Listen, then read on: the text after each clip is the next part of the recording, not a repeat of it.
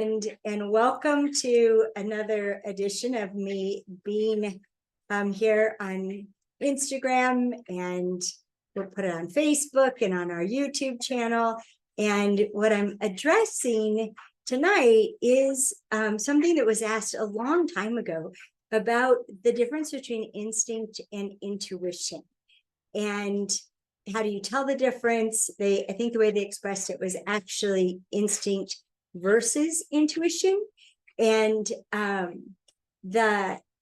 which is cool. I can go there. And Athena, I'm just gonna mute you real. It's so interesting. It's not muting. Okay. All right. I'm just gonna focus. So as I was working on this and looking at the questions that people posted about instinct versus intuition, there were a couple that were really directly like, when do we need to override our instincts? Really good question. And another question about being able to tell the difference between instinct and intuition. And so I'm actually going to talk about 4 things that we might not consider. We have some cute little peanuts. All right, I need to do something because I'm so distracted by your videos. Would you be willing to stop your videos so I can focus on what I'm talking about? You're just all too cute and interesting. I keep being called to look at you when I need to focus on what I planned and promised I would do tonight.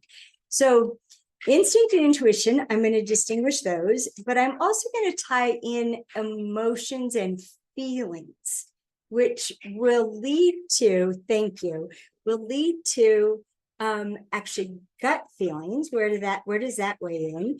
And depending on how much time we have, we may end up at love.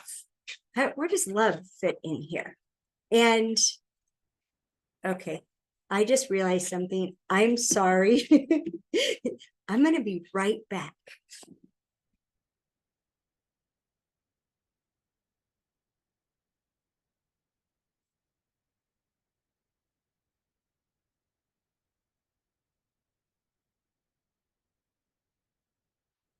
Okay, just a little bit too much real life. Getting back from vacation, tons of laundry to do, and banging in the dryer. I live in a little tiny house, and so it was right there, and I thought it'd be okay, but I forgot everything I put in there, zippers and whatnot. It was creating tension, which is a really good indicator of instinct. So I'm going to give you a definition, and then I'm going to give you some maybe classifications to get into the intuition area. So one of the dictionary definitions of instinct, and I memorized it a long time ago. I'll say it twice, and maybe Tyler can put it in the notes. A primal biological urge impelling a response which brings relief of tension. I found that definition to be incredibly useful. I started interacting with it probably as far back as 2003 or something like that. So first of all, a primal biological urge. Take that literally. Primal as in the word, as in first, prime, one, right?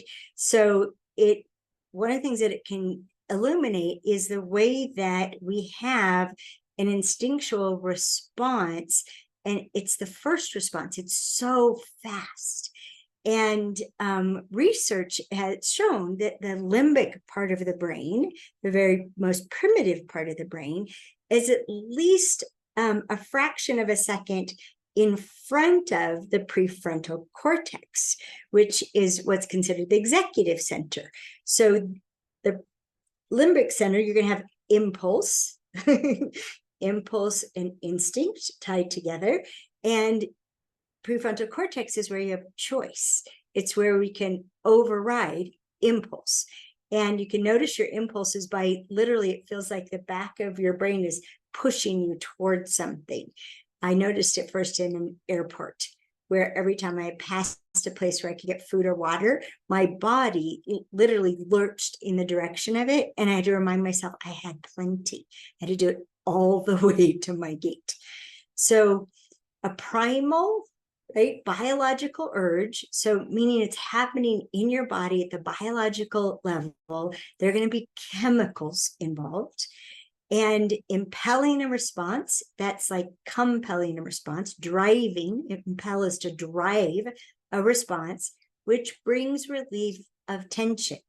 So one of the ways that you can see it is that when you experience tension in your body, so you're going to feel it in your body, it's biological, you'll experience tension and you'll be compelled to do something to relieve the tension. Now, what you do to relieve the tension, you may do without even thinking about it. It's completely a reaction. Or you might notice that your brain is working on a strategy for how to escape this situation, or how to fight back in this situation, or just hold still and hope it passes. So the primal biological urge impelling a response, which brings relief of tension, I assert is in response to the perception of both a threat and an opportunity. So the perception of a threat, we're going to experience fear. The perception of an opportunity, will interpret it as excitement. It's going to have the same chemical thing going on in our bodies, because opportunities are also threatening. What if we're not good enough? What if we fail? What if we waste time and energy and resources pursuing that opportunity, and we literally waste them? You do that too much in life based on calories, you die. We actually have to keep coming out ahead from a survival point of view.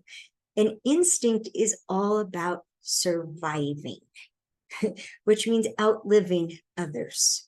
So it's primitive, it's basic, it's normal. These are instincts that are shared by every critter on the planet. There's nothing wrong with having an instinctive response, unless you hate being compelled, unless you start noticing what we're compelled to do actually causes us to have the opposite of what we really want, of what we really need. And it will do that. Like, we will feel tension about stating a need or holding a boundary. Both men and women will have tension about that. And that can cause us to not. That can cause us to betray our own highest values, even in order to be perceived a way that we think we need to be perceived, in order to be pleasing or accepted or attracted to other people. This is something we work on all the time in Smart Singles, how to overcome those instincts and be loyal to your real self, you could say. Be true to yourself, honor yourself first, instead of honoring your instincts first. So if you want to start to deal in this domain, the first thing to do is to pay attention to the presence of tension. And if you start paying attention to the presence of tension, you might notice that you experience tension a whole lot more than you even knew. And it's one of the things we talk about in our Understanding Women course, because men don't understand why women take their keys out of their purse before they leave a building. They don't know how much we're paying attention to safety, how much attention and tension we have about safety. And the last thing we want to do is be caught at our car, fumbling in our purse, not being able to get into the safety of our car. We do this consciously and unconsciously. So that's in the domain of instinct. Now let's talk about intuition. My understanding of intuition, and I don't pretend to be an expert on intuition, I just have my own personal laboratory. And near as I can tell, intuition is related to higher consciousness. So not just survival consciousness, but higher consciousness. So what we sometimes call human spirit. And there are various forms of intuition, which when I learned about them, it opened up a world to me, because I started to interact with different forms of intuition, like radio stations. And what if it's something you can teach yourself to tune into and develop different forms of intuition? My mentor, Tiffany Cano, has a program called Highly Perceptive People. We all can be highly perceptive. It's something to develop. And she's the one that taught me about forms of intuition. And she calls them the clairs, and many people think of them that way or talk about them that way. So, for example, clairvoyant.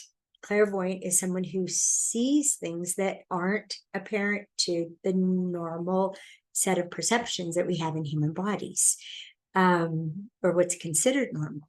Claircognizant is when you just know something, and you don't know how you know it, but you know it. And clairsentient is when you feel things. That was one of the clairs that I had become aware of before I did this class, that I became aware that I could feel things that were happening in other people's bodies. And at first it was really freaky, and then it was interesting, and then it was something that I even had to develop an ethic about. Before I ever met Dan, my boyfriend of 3 years, he told me something about himself, and without thinking about it, I reached into his body. This was 261 miles away, and I felt things in his body. And then I realized, oh my gosh, it was a total invasion of privacy. This may sound really weird to talk about, and not the side of Alison Armstrong most people see, but it's true. And I apologized to him. I'm like, I'm so sorry. I didn't ask permission. I didn't mean to do this. It was like a reflex to what you said. Can I tell you what I saw and what I experienced, and find out if it's true for you? That was one of the beginnings of an amazing relationship, because he was stunned at how true what I had felt in his body was. And even things that I didn't understand how that could be that way. Like you have an incredibly strong neck. Like, how can a neck even be that strong? Found out he has bones that were inserted in his neck. The discs were gone. They put cadaver bones in there. Oh, that would make a really strong neck. So just funny things like that. So clairvoyant, claircognizant, clairsentient. There's something called clairaudient, which I didn't know the name for, but I became aware of because I'm so committed to people being restored. And something that kept, I don't have another way of saying it, it's kind of claircognizant, something kept pressing through me, that wanting to be expressed. And I'm a yes. And we call it noble healing. And noble healing has everything to do with receiving compassion for exactly what hurt you. And the more you can name, you can say the word of what was said or what was done or how it was for you. Like for a man to say, I was crushed. That is their deepest hurt. I was crushed. But we mostly don't want to say the precise word because it brings back the pain, and we believe, what's the good of that? But I found out if someone will express compassion and you'll give them those precise words, what I call the bullseye, that it actually can actually disappear the pain in a seemingly miraculous way. But as I was teaching people noble healing and demonstrating it for them, I started, it sounds weird, but I started hearing in my throat. I started hearing in my throat the word they weren't saying. And I'd ask permission to offer something. And when I would say, I'm so sorry, you were devastated when your wife betrayed you. And then the healing was stunning, and something that they've been dealing with for decades, gone, all the hurt gone. all the lessons left, but all the hurt gone. So as I've worked with intuition, and especially in the domain of people being completely restored from injuries, from shame, from things that they believe about themselves that doesn't serve them, to have signed up for that, it can be an extraordinary thing to do. And it's why I was excited to talk about it, because I don't think I'm special. I think these are human abilities.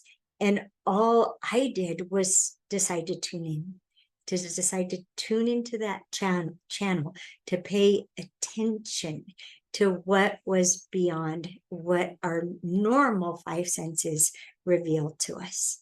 And even questioning, if you've participated in something I did last summer called Connecting Through Conflict, if we're going to turn conflict into really amazing connections, we have to start by questioning our perceptions instead of assuming that what we're seeing and hearing is the truth. That maybe I didn't hear someone accurately. Maybe I misheard. And so I perceived a threat and I reacted. Well, okay, I'm reacting. I'm having tension. Can I ask you a question? I'm not sure I heard what you, I'm not sure if I heard exactly what you said or what you meant to say. It seems like you said this, and I think what you mean by that is this. Am I getting it? Can you clarify for me?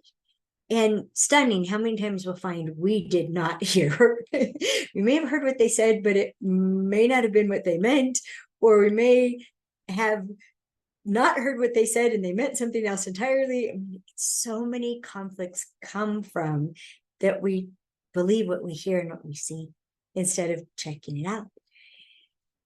Okay, so there's another kind of intuition that I think is called clairorient, and it I learned about it through another thing a lot of people don't know about me, and that's evidentiary mediumship. And there are some extraordinary mediums who taste and smell things associated with people who have passed.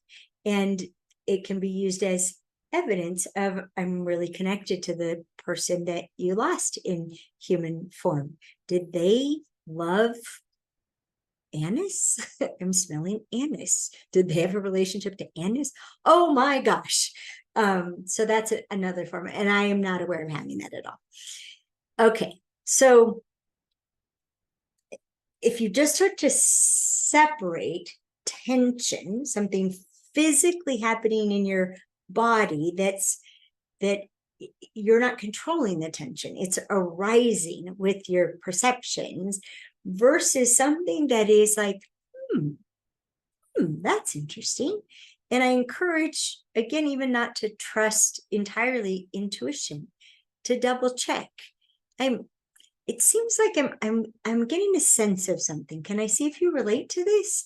And assume that the other person, right, that what they have to say about what you're sensing about them matters, and can I go with what they say, that it's their truth. I don't walk around like I know, and I'm going to tell you. Can I offer something and see if it makes a difference for you? So I think instinct is something to be really awake to, because it will have us do things that can ruin everything. And intuition is something to be receptive to, but not arrogant about, not righteous about, not setting out to prove how brilliant our intuitions are. That can just be alienating, and it can really steer us wrong. Okay, so if you think of us as having two different nervous systems, which we do, and having both instincts, very primitive instincts, and intuitions associated with higher consciousness and the access to information that we wouldn't have with our normal perceptions, it's an interesting way to start relating to oneself. And by the way, I don't have any evidence or assertion that men or women are more of this than each other. I think it's a human ability, and we have equal access to it. and it's all about how we develop it and then how we relate to it. And if we're righteous and arrogant about it, it's incredibly annoying, and it will cause people to interact with you as a threat, and they'll probably have tension about it, and things won't turn out very well. Okay. The other thing I would say is one of the things that we especially have to watch out for as women is our relationship to connection, because we have a relationship to connection that exists both in the domain of instinct, where it's what has us feel safe, and we try to create and preserve connection everywhere because our belief that we will be safe because of that connection. And there's connection in the domain of human spirit, and it often occurs like a recognition that, wow, we know each other in a not I just met you way. It can occur like when I met Dan, it occurred like a reunion, of a familiarity that was delightful. But I've had that experience many times in my life, including with my husband, Greg. And in all cases, I've learned to honor that kind of connection that feels so beautiful and easy and natural. And you could use the word spiritual, but not assume that it has tremendous value in the interaction of human lives. So even though Greg was talking about our grandchildren on our first date, I said, I'll marry you when the dirt in the street stands up and says I should. I wanted evidence. I wanted experience. I'd been caught up in connection before, and then committed to people who the way they interacted with human lives didn't work for me. It wasn't to my standards, my ethics, my values, my needs. Didn't provide anything that we're going to need to have fulfilling human relationships, including letting me give what I need to give in order to be fulfilled. And we all have that. We all have things we need to give that we need to have valued on the other side. So even though Dan and I loved each other almost just instantaneously, I was like, okay, that's the easy part. Now let's find out if we fit. And that was a lot of expressing deal breakers and needs and clarifying and verifying and following up on how's this progress going, how are we doing, and being able to meet each other's needs. And like I teach in the Queen's Code, is there anything you need that you've given up on getting from me, or is too hard to get from me? And like really paying attention to real life. So yes, having spiritual connections at that level you could call intuition, it's wonderful. I'm all for it. The word I would use is resonance, and it's something in our Understanding Love and Commitment course we encourage it. Look for resonance. It's attraction at a higher level, where chemistry is attraction at the level of instinct. And it's in response to the perception of things that will improve our ability to survive. And this is true for men and women.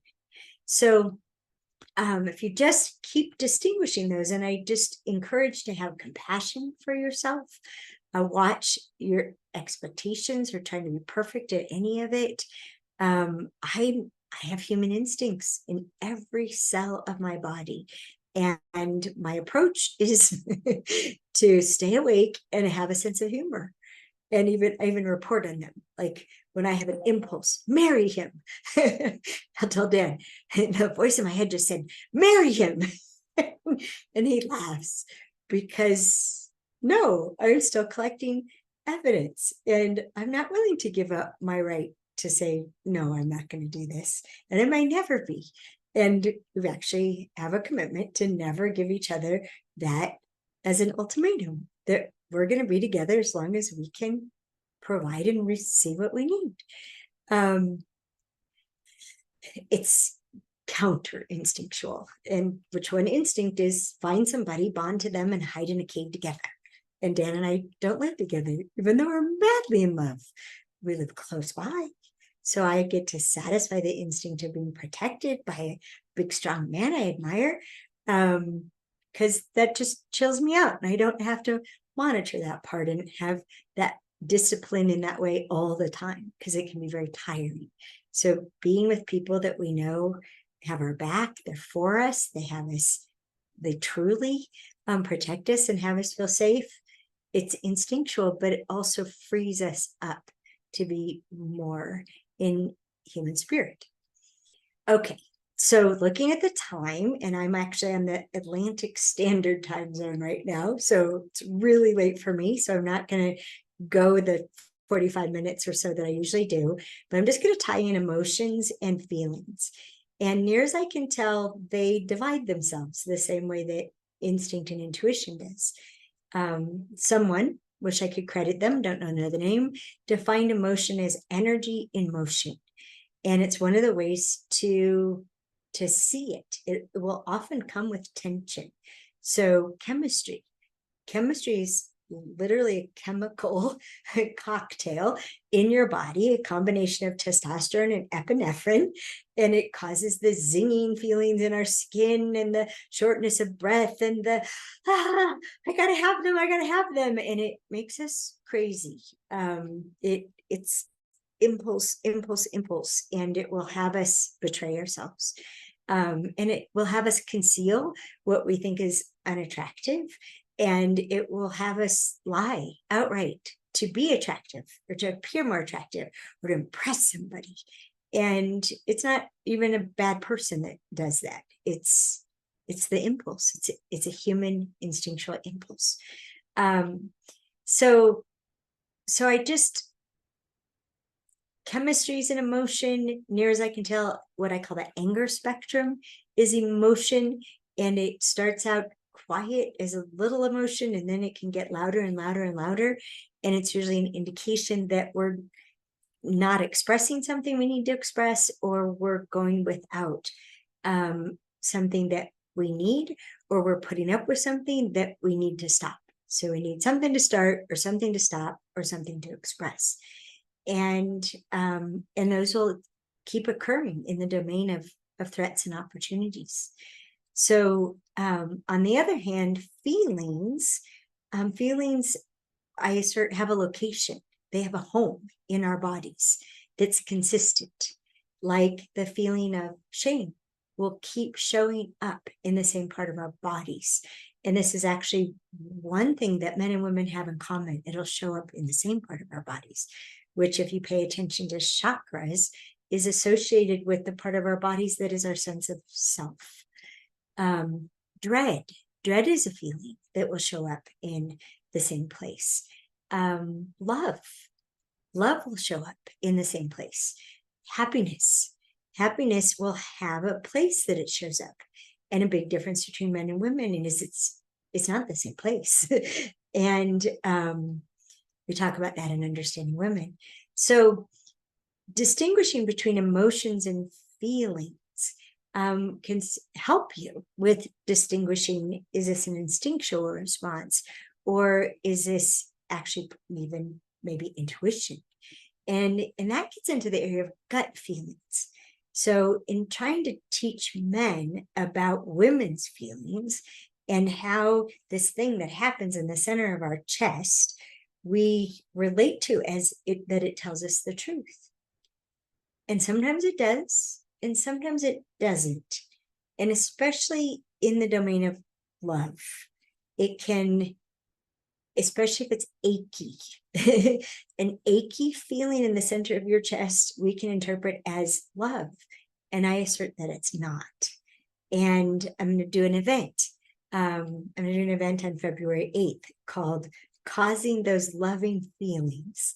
And it's what I've learned over decades about what causes real feelings of love, and how can you actually nurture that and cause yourself to feel love when that's something that you're looking to do, and even restore love, and what to pay attention to when you know, I'm hooked into this person who can't can't give me what I really need. It's a recipe for misery.